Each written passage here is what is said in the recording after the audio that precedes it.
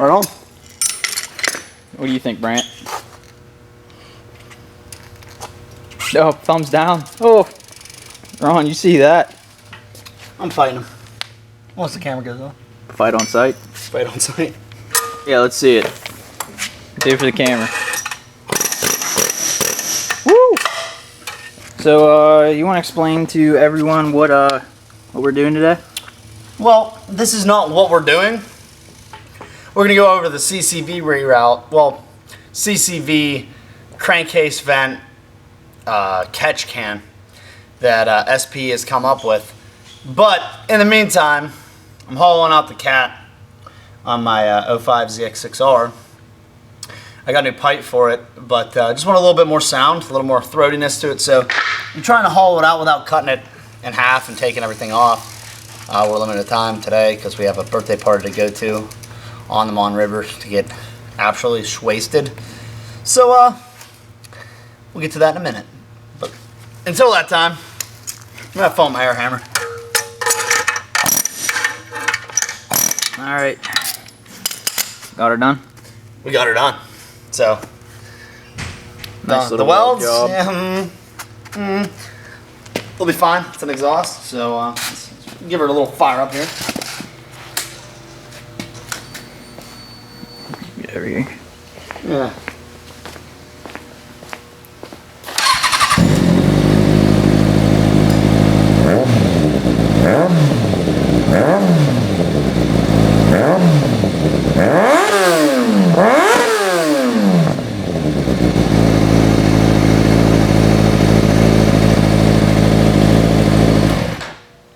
All right. Sounds pretty good. Does. It'll sound better once it's under load, ripping it down the road. But yeah, so I gotta just change the oil and should be good. It just fix a few little things. Yeah. All right, so we're gonna get started on the new CCV catch can, I guess is the right terminology. It's not really a can, but It's not really a can, so we got the owner of SP Diesel here to explain it better than I can. So not from factory, sorry. So if you want to do a CCV reroute, here's generally how it starts. Let me grab these right bolts. So here's what would come out. You bolt this on. I think I have it upside down. I did. They bolt on like that. The hose would go over and out the truck, right? So now the new product comes with longer bolts. Is this? Actually, let me grab this here. show it off a little bit. Yeah, here you go. So if you've ever seen the inside of a catch can, this looks very similar. So it slides down in. And then this goes over top. Now it seals on here, and then the sealing surface for this O-ring as well goes on there. Bolt it up.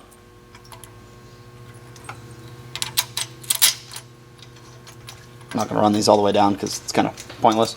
But bam, it just spaces it. If you already have it, you can leave the hose on. Just, take it off, unbolt it, throw the longer bolts in, and you're good to go. Does this work with, other than the SPE CCV reroute, does this work with every other? Yeah, so obviously the center lines on the bolt's the same. Yeah. So yeah. I mean, you could do, like you were saying before about the length of the bolts. That just might be the only issue.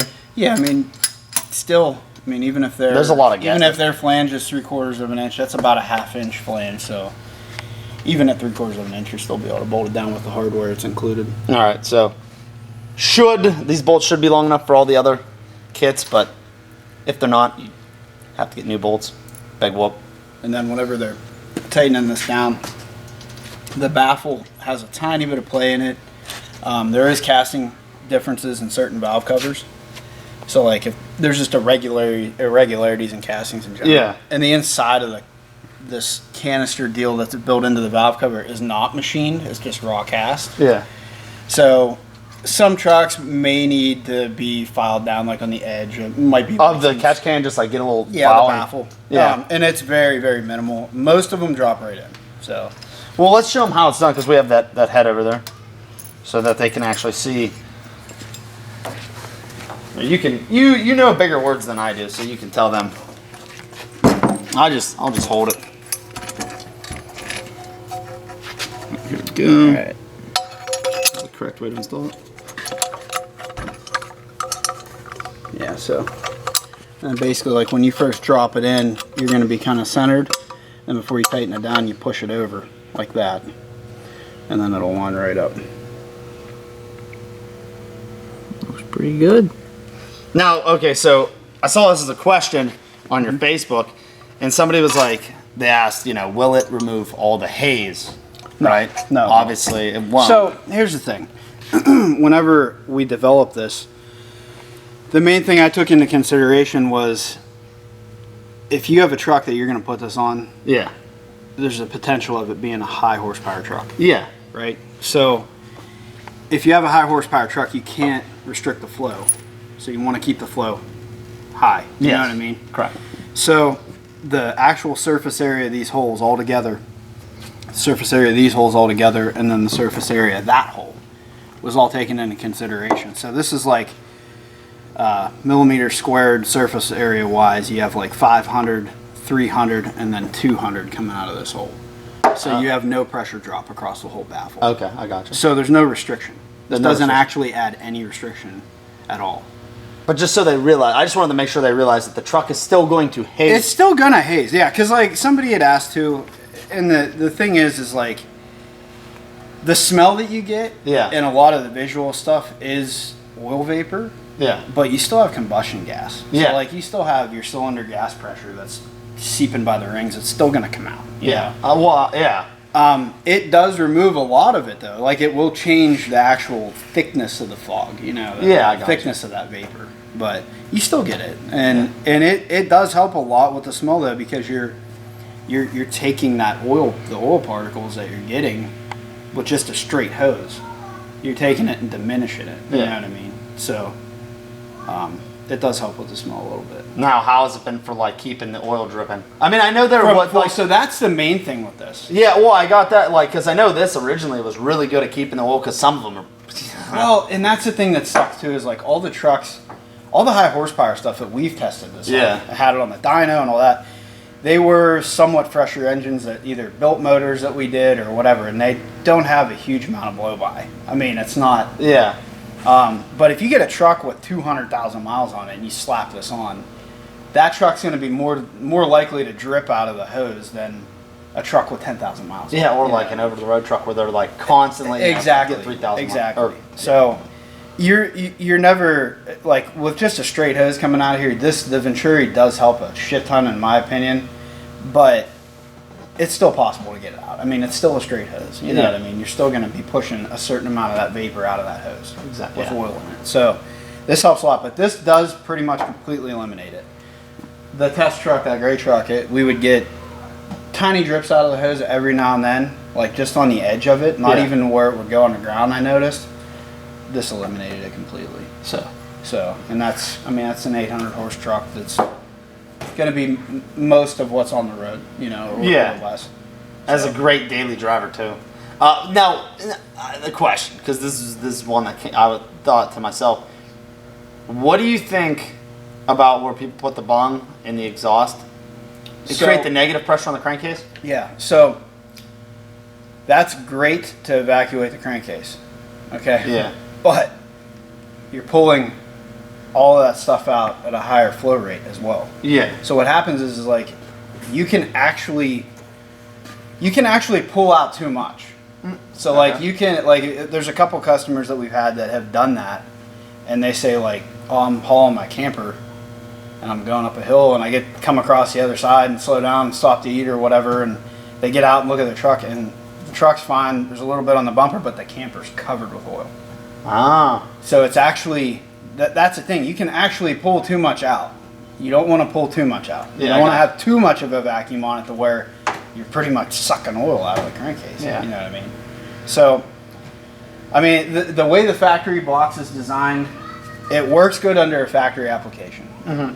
But whenever you start turning the trucks up, it's kind of like everything else. Yeah. You can't expect a DPF to live at 800 horsepower. It's Yeah. not going to happen. You can't expect a factory turbo to make 800 horse. Yeah. It's just, it's kind of just one of those things that goes down the line. You know what I mean?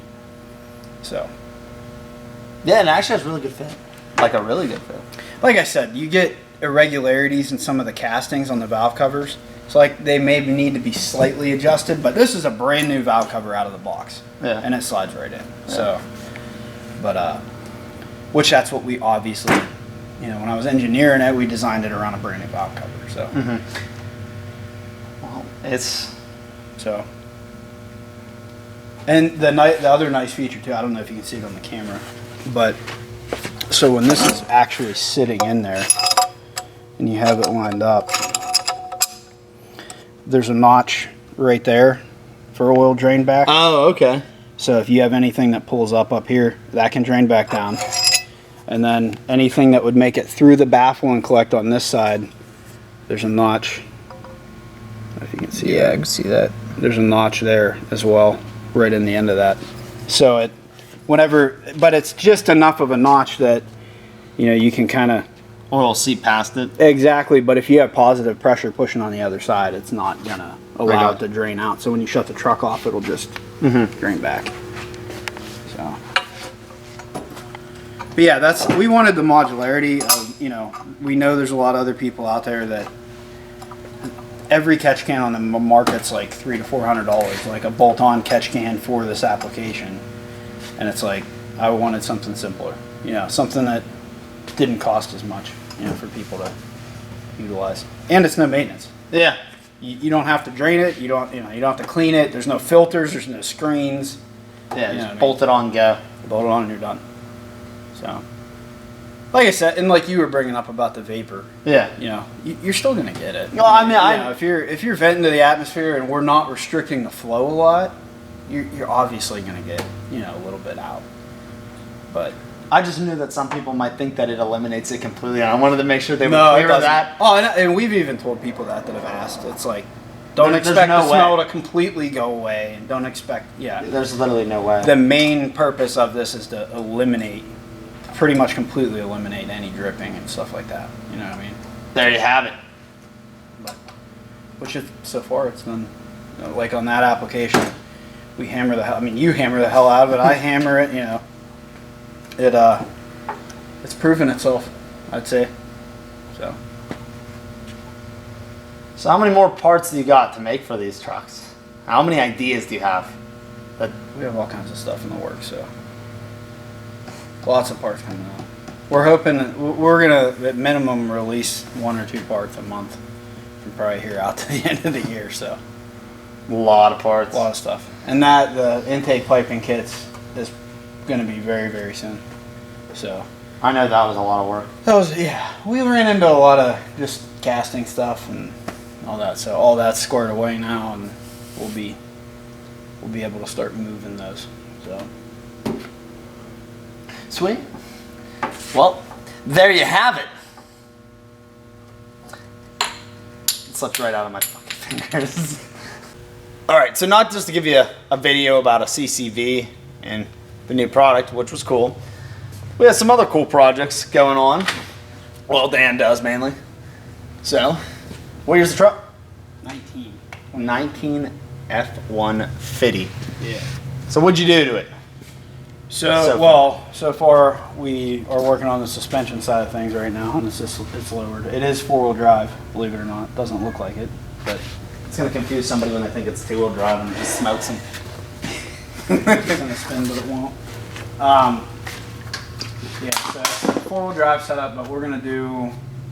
We're gonna be testing some of our parts in the motor. We're gonna be coming out with a lot of Coyote parts here, probably in like July. In July. So we'll be testing some engine parts on this. It's getting a Cobra Jet Whipple blower setup, fuel system, pretty much everything, oil pump gears, timing sprocket, all the fun stuff that these engines normally need.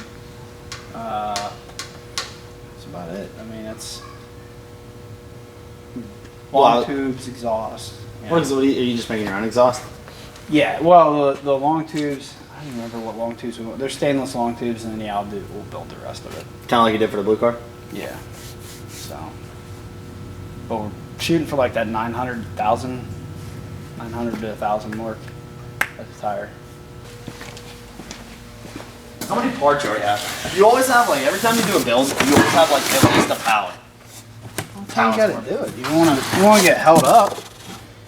So there's the blow. That's pretty small. Try and pick it up. It's like I'm holding the camera, dude. It's like over 100 pounds. So that's the thing. That's gonna add some weight back. But hell, the spare tire by itself is like 90 pounds. Yeah. So So that's a spare tire that the spare tire, the makes crank, all cool that's noises and Yeah. makes you go fast. And then I'm gonna put a center console in it out of like a crew cab truck because I don't like the center seat. That's really the only other thing we're doing. I thought you were putting a Recaro on there. We were planning on doing it, but I want to keep it sleeper-esque. You know what I mean? You want somebody to think it's a two-wheel drive with wheels and tires With wheels and tires on it. and like a loud exhaust. Yeah. Well, Josh was saying we got to race some Lambos, so. You Yep. gotta beat some Porsches to hurt Josh's feelings. Oh, dude, I don't care. Oh, come on, you know you're all about this Boxer motors. Yeah, I fucking love Porsche, but this truck's gonna be sick, so. But yeah, that's most of the shit. And see, hopefully we'll have it done soonish. Gotta find time to work on it with everything else we got going on, so Yeah. makes it difficult. And what else can we throw a project in? We should just make 10 more projects. That way, like, you just... Well, there's that. So what year's the car? 17. It's clearly wrecked.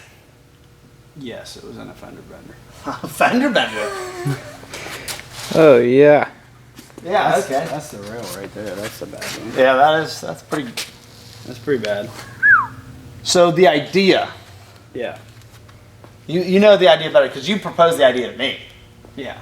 So basically, I'm thinking drift car because I don't want to salvage. It's got a salvage certificate. I don't want to do an R title because it's just too much shit to do it. Yeah, 100%. I don't feel like doing it. I don't need it. I mean, it's not like it's something that I want. You know what I mean? To put back on the road. So it's either fix it and sell it or do something cool with it. Something that you've never done either. No, not like on a level of like actually trying. Yeah, Like you would just... you're like everybody else. You all been out screwing around and. Yeah, I mean, I've drifted a million times in the snow. Unfortunately, I did own a 240 at one point in my life, but we It's don't okay. need to talk about that. So I did it a little bit, but I want to do it on a level of like having a car specifically set up for it. You know, It's a what I lot of mean? work. Yeah, I don't think it's going to be that horrible, honestly. Because we'll be able to attack it like a race car. You're not going to attack it like, oh, we got to keep the interior nice or Yeah, oh yeah. Nah. yeah, it's just got it. Yeah, I mean, you're literally like all the drift cars. You pretty much remove the door glass. So we'll take the glass out of the doors and just lighten the car up, stitch weld everything, cage it, put more steering angle on the front end. Be good to go. Sounds super easy, right? yeah. Yeah. Yeah, you made that sound like it was gonna take like 2 weeks.